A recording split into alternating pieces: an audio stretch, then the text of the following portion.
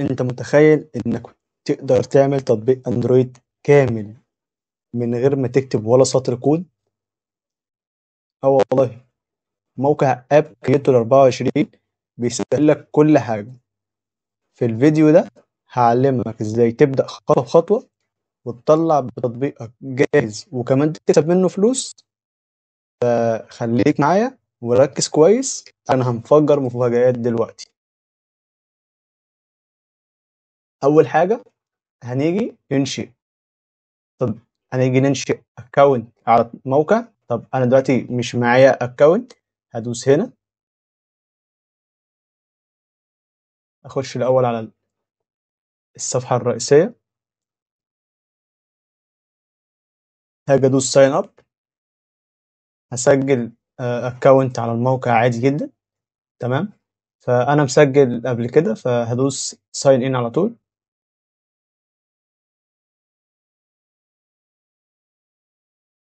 طبعا انا مجرب تطبيقات كتيره جدا، كنت عمال العب طبعا في كل حاجه.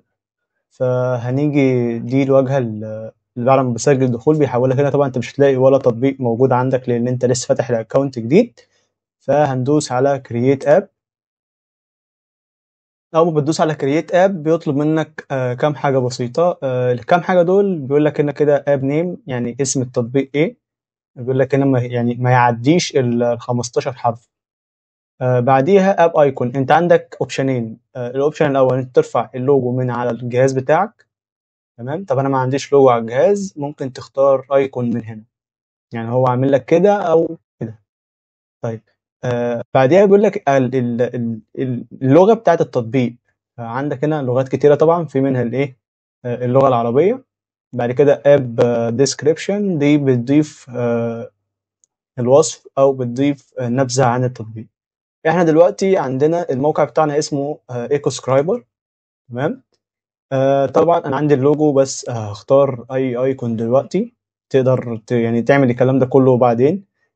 تقدر تعمل التعديلات دي كلها بعد ما تخلص شوية حاجات يعني كده. تقدر تعدل أي حاجة في التطبيق حرفيا من الداشبورد الخاصة بالموقع.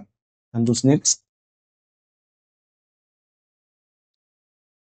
هنا بيقول لك ستايل التطبيق، عايزه غامق، عايزه فاتح، عايزه أبيض فأزرق، عايزه أبيض فأخضر، اللي أنت حابه. يعني أنا مش هختار دلوقتي عادي.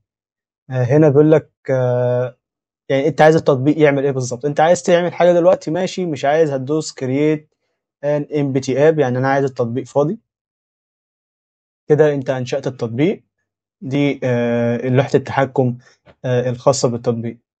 دي كده أول جزء في الفيديو. فأنا هقفل الفيديو النهاردة إن شاء الله على الجزئية دي. حاول أنت تطبق الكلام اللي قلناه في الفيديو دون، وشوف أنت إيه الدنيا معاك. حاول برضو كده تخش على نيم اند ايكون وجنرال وشير والحاجات دي كلها استكشفها، عشان الفيديوهات الجاية لما نيجي هنتكلم عليها تبقى انت فاهم وعارف احنا هنعمل ايه بالظبط. فما تنساش بقى اللايك، الشير، الكومنت الجميل بتاعك. وسلام.